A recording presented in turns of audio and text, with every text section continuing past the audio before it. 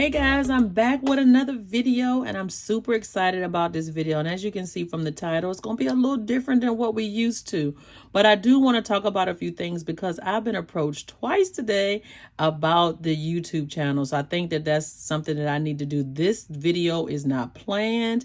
It is not all thought out. I'm going to give you the nit and gritty of YouTube. Okay. And so I just wanted to start off by showing you, this is my journaling from church today. And if you caught my video, you'll be seeing this on Monday, but on Sunday, I told you that I journaled during church, and I started doing that when Lux books start talking about like journaling and putting your notes in, and it really does help. You know, I journal up or place keywords that they say that speak to me, phrases, of course, the points that the pastor makes, and of course the title and the date.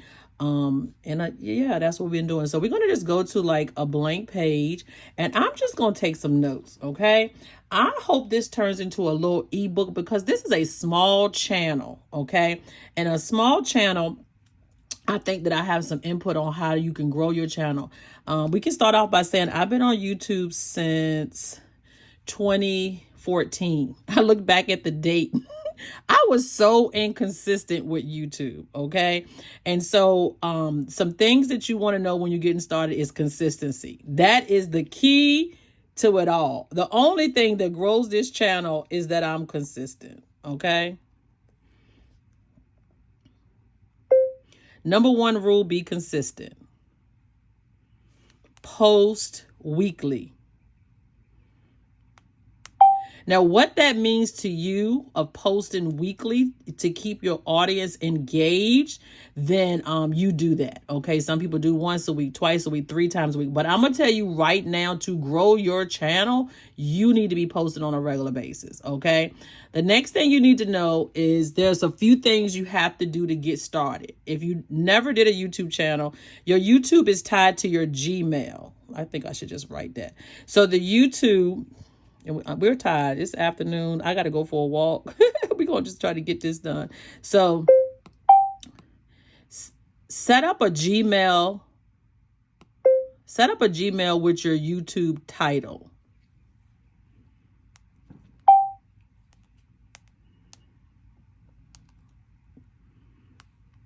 Okay. That's what I did. So the algebra dominator, that's why my title has changed. And your page doesn't have to be that, okay?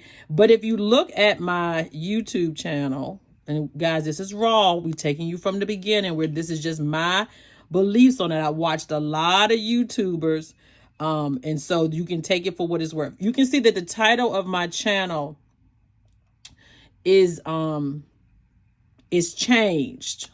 But when I started out, I was the algebra dominator. I think that's what. And so when I log into YouTube or I log into my account, I'm logged in as the algebra dominator. Okay. So that's another thing that you want to consider is that I think you should name your channel according to the email. Okay. But you can change the title name, because I went from the algebra dominator to dominating teacher, and I changed the name of it because I didn't want to just be known for math. Okay. I'm so much more than that. This channel is so much more than that. And I really haven't even put out a math video. I have a whole list of math videos I want to create, and they will probably go up on this channel, but it'll be a whole different playlist. Okay. It'll be for my students. It'll be for people out there who's struggling with their students. It's just the growth of the channel and where I want to go. But I had to get my niche down. Okay. And I first came on, I was a blogger. And so one of the things, I don't want to get ahead of myself, but you can download YTvStudio. So that's the first app that you want to get once you get your channel going, is YTvStudio. YTvStudio gives you a dashboard. We're just going to take a look at where I'm at. Is this a dashboard? It looks different on a computer than it does on a tablet. And so it tells you what your content is. So it gives you a whole list of all your content and your stats. It also gives you the analytics. This was the page I was looking for. And so it tells you how many views you had, how many subscribers, and you can change that for 30 days, 90 days, a year. It tells you what your statistics are as far as what videos did well. You want to kind of study that to see what the title is what titles did well, what thumbnails did well. Try to look and see if there was any consistency in the ones that did well. Were their titles and thumbnails similar? All of that you can just do as you start making videos if you're trying to grow your channel. And I do that on a regular basis. Comments, it always shows you your recent comments. I am really bad. At first, I didn't even know people were leaving comments. I'm not talking about now. I'm talking about prior to when I was making videos before. And I just saw some comments I never responded to 2 and 3 years ago because I didn't know how to do it. So I always keep mine. It's a drop down box on I haven't responded, and then published. That means that the comment was there. And then you can always change it. So today or this weekend, I started looking at responses with new replies. And then I tried to go through all of those. And that's where I found out that I had some people that I didn't reply to. And I never not want to reply to you. So just charge it to my head and not my heart, because I'm still learning. And then it talks about your earnings. In order to be monetized on YouTube, you need 1,000 subscribers, right? You have to do it within 365 days, and you need 4,000 watch hours. Once you are or met those goals, then you are able to apply to be monetized and get paid from YouTube and get sponsorships and all of that stuff. And so I set the goal for me to be monetized by the end of the year. I decided in January I was going to be consistent. I wanted to take this seriously, and I really have been trying to put out 2 to 3 videos, and lately 5, 6 videos a week, because I'm having so much fun and I kind of got my routine together. But what it took for me to get here is understanding the direction of my channel. Okay, you're not going to know that at first, but you need to always be thinking about the direction of your channel. Now, if you already know the direction of your channel and you're comfortable with it, then, that part you don't have to worry about. And let me tell you what I mean by direction of your channel. When you're not posting consistently, you're not happy with your channel. That's how I feel. If you're not posting consistently, then you're not happy with your channel. This is the real. This is how I feel. Like when I was posting and I was trying to make vlogs and I was talking in the car, and the reason I wasn't happy, let's just be real, I wasn't happy how I looked on the camera. I wasn't happy of the angles that I got. And I didn't think that it was worth me posting. Some videos made it on and some didn't. I've vlogged all the time, but I didn't like the footage, okay? Sometimes when you caught me from the back of my head when I was teaching, I was like, oh my gosh, my hair looks like that. Because on videos, it's going to magnify all of that. So far we're going to do be consistent. Constantly check the direction of your channel and make sure you're posting on a regular basis, which means evaluate yourself. This is just like the getting started things you should be thinking about. And then the setup in Gmail with your YouTube title or name. Okay. There are a few apps that I use. I always use YTvStudio. That's one of my big ones. I also use Canva. Canva is where I house all my thumbnails. I'm going to just tell you, when I was trying to create thumbnails according to YouTube, I didn't do well. I create thumbnails that I like right now. And if they don't like them, I'm going to just be honest.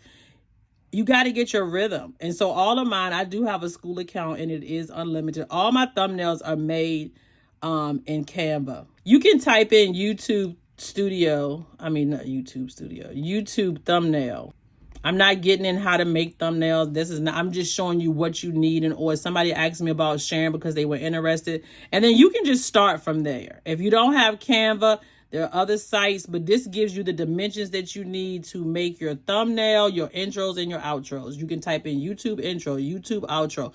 All of mine came from one of those templates, okay? I do think they have a free version and then they have a pro version. I think I get pro because of my school. Okay. That you would have to decide. So where you create your thumbnails, intro, and outro, you will have to decide. So that's the next thing you want to do. And what you want to do is just make you a list and answer these questions. Where or what app to create your thumbnails? Because you can't put up a video without. Now, let me tell you something real quick. Thumbnails, intro. Girl, I don't feel like typing all this stuff. I want to speak it. What y'all think about that? Does that bother y'all when I speak? Outro. must have hit the wrong, like this font, sometimes you can't see if you spelled something wrong. Now, what I used to do when I didn't know no better, I'm gonna just be honest, and I got some decent, I don't know, reviews, view your channel. When you go down here, now I want to manage my videos. Manage videos. When you go down to the beginning, I wasn't making no thumbnails. YouTube would give me 3 choices. When you make a video, and I'll show you real quick, I think it's down here.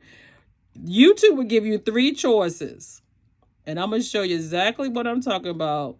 YouTube picked all of these right up until probably these too, because I think that was in my video. I might have started making, I know I made this one. I don't know if I made those or they came from the video. I'll have to go back. If this picture is in the video, well, you really could check if you want to, no, you can't. Not there. You can tell real quick. I'm just curious when I started my content. If you go down to the bottom, I'm going to just show you real quick. You can edit your content from YouTube Studio. So I know these were made. What am I doing? I want to edit. Oh, it's different on the tablet. On my thing, it gives me the 3 choices. It might give it to you on here, and I'm just in the wrong place. Wait a minute, here. There we go. See how it has these pictures or whatever? I think it took it from the video. I don't think I uploaded that. I think they picked it from the video. And then when I got here, I started making those. I know YouTube didn't do that. And so... said that to say that when you first get started, I don't think nobody's doing that no more, where YouTube would just pick a picture for you. So knowing your thumbnails, I'm all off topic, but it's fun for me. We just having fun. This is just somebody who's doing it and just giving you the raw details in no particular order, right? I am going to post a PDF of this, so don't feel like you have to stop the video. I'm going to try to, organize it as we go and see how it comes out. But you want to make sure that you have a way to do your thumbnails, intro, and outro. All right, and then Canva's where I use that. Then I told you about YTvStudio. I feel like I'm missing an app that I took off here. But Trello, I fell in love with Trello. Now, do I have time in an ideal world? Will I get there? Yes. This is Trello. First of all, Trello is a beautiful app. Okay, let's just start there. I have the free version. It's like $100 and some a year. So this is a free version. I mean, I'm doing my 12-week planning. I set all of this up. Trello is not easy to understand. Just looking at it, you got to go watch a video. But there's some old videos. I don't know if anybody uses Trello anymore, but let me just tell you, I still like it. I got ideas. It's just...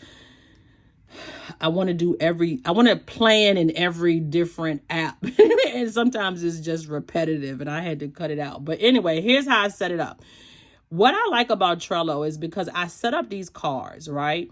And these cards allow me, one, to set up, if I was doing a teacher vlog, different types of videos that I wanted to produce, right? And so I had a card, literally a card, because it moves, for each type of video.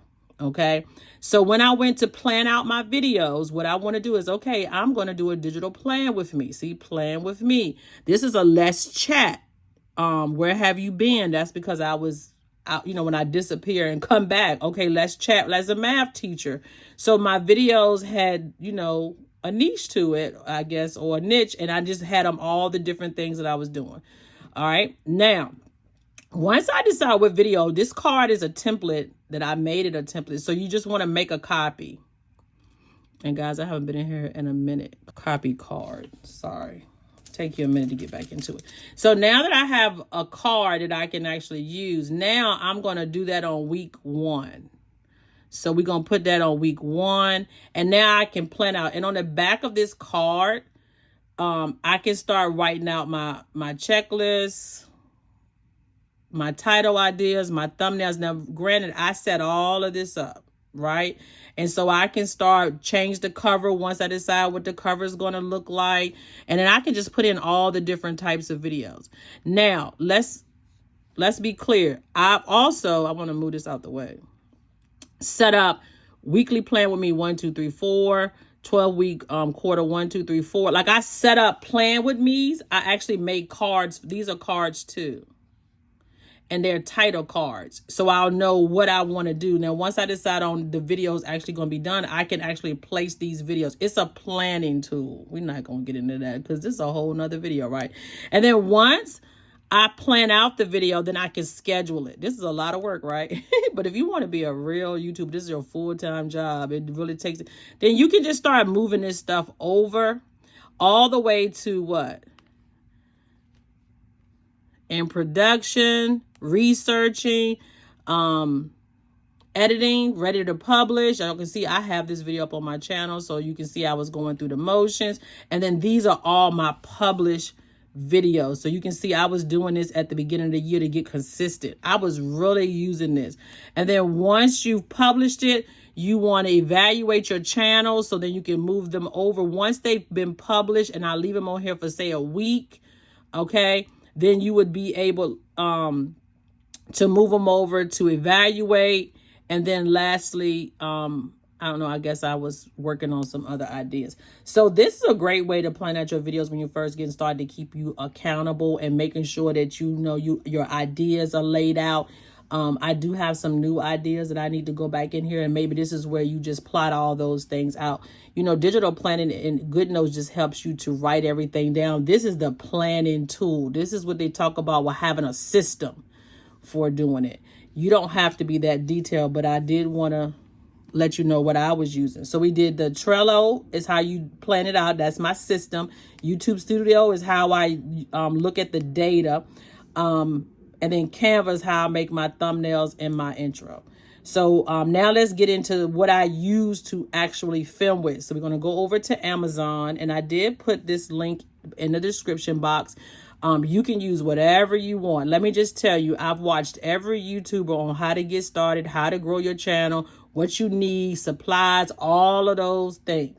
Guys, you got to do what you can afford. So the first thing I went out and bought this Canon camera that I've never used. I think I paid $500 or $600 for this thing.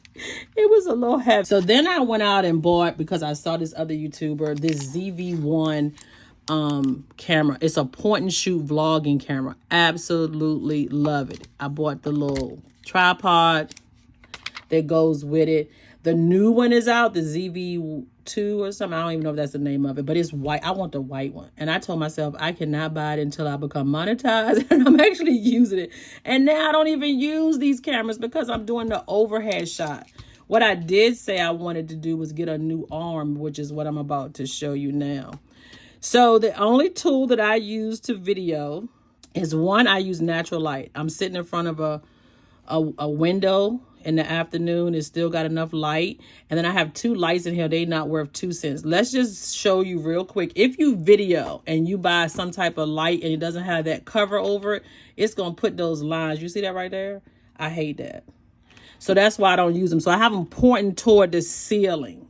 Okay. Now I did see a lamp on here, some tables, mounts that I want to buy and see if they work. But right now this is working for me, and I'm not going to invest a lot of money. And sometimes I'll be watching the video and I'm like, it was right in your face. But you have to realize too, I can't see because the glare of the sun is right in my face. Pick up your order, pick up your level up, continue shopping. I'm looking for my buy again. Again, I will have to edit this video. Okay, it took me a minute. I don't even know what I'm doing because it's different on your tablet. So I'm going down to one of my purchases. I bought 3 of these. One, Aaron broke one. That's my granddaughter. Or somebody did. So it clamps to the table and then it holds your phone. I think it is the best thing since apple pie, and it's $22. So this link will be below. I have one at home and one at school because I was not taking them from one place to the other. It's very sturdy, right? And it just clamps to any table. You really could take this and go be at Starbucks somewhere, and you didn't clamp that to the table and don't even worry about what people are saying, because you could really be recording yourself and then voice over when you get home. So how you do your editing will be up to you. But this is what I use, and my phone is attached to it and it's over top of what I'm doing. I tried a lot of things, guys. I've spent some money. Here I go editing the video again. Hold on. This is a waste of money, and I know this don't have nothing to do with it, but I bought this thing because it was on TikTok or somewhere. Videos came on Facebook when you try to edit. I can't pull it up because of this arm that I'm using, but I just want to show you, this thing does not hold your phone. So you have to be careful when you're investing. So it's supposed to come up and then it holds down. It's too heavy for your phone, but it had lighting and all this stuff. It was so pretty. I think it was close to $50, $60, $100, somewhere in there, $50 to $100 range. And it says I've never used it. A total waste of money. And then I bought one more thing, and the reason I didn't like it was because when you buy those things that have, like, the phone hangs out from it, you can see the arm of it. See, here it is designed where you can't see the arm, and it looks like it's just something holding over top of your table or whatever you're filming. Okay, and so this arm, I'm just gonna get the little code. Copy, and then we just gonna put this. Oh, I should have just took a screenshot too.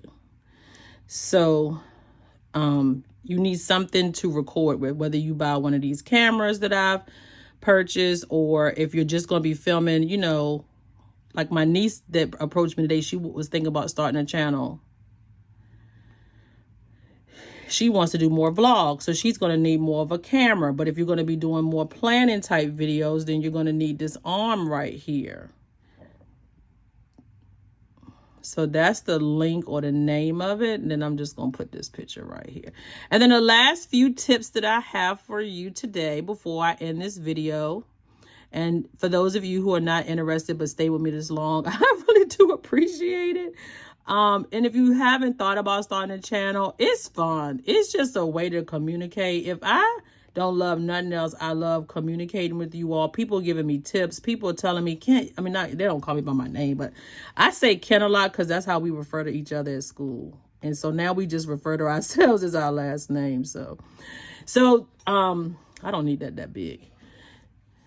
And this may not be helpful. If this didn't help you, I truly understand. I don't know what else to tell you. This is what I'm doing in my journey. This is not based on somebody else's research. This is research that I'm telling you that worked for me.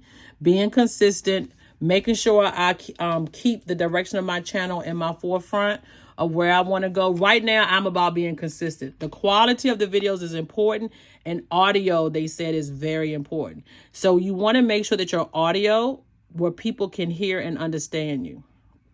And so make sure that you have good audio. Your phone usually does that for you. If you have Apple products, which is what I use Imovie to edit my videos. I do it on my computer, but I've edited a lot of videos on my tablet. I did buy Luma Fusion. I don't even know how to use it. I paid for it. Did I spell that right? Anyway, it's an app. I'll just take you there real quick. So I paid for Luma Fusion, and there's plenty of videos, but right now, iMovie is working for me. I know how to use it. I do want to get fancy and buy Final Cut Pro. But if you're going to be editing on your tablet, they do say, it's 2 words instead of 1. They did say Luma. If you see, I paid for it already. I just got to re-download it.